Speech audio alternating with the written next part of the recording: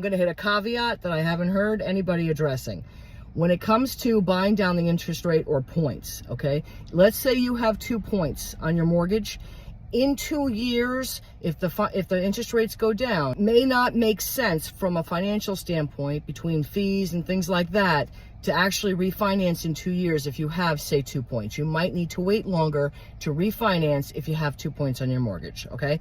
But with that, I'm going to explain the buy down. Hitting some numbers here with interest rates. So with all that's going on, I had another conversation with one of my Instagram mortgage friends, your mortgage friend, little shout out there, on different strategies when it comes to reducing that monthly nut.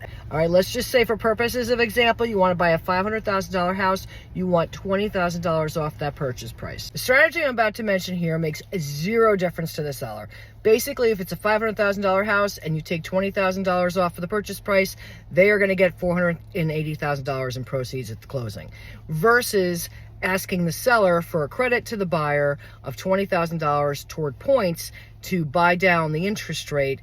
That $20,000 is still a $480,000 at the end of the day is what the seller is going to walk away with either way. $20,000 off a $500,000 purchase ends up saving you a little over $100 a month based on a 7.5% interest rate, 20% down, 30-year mortgage.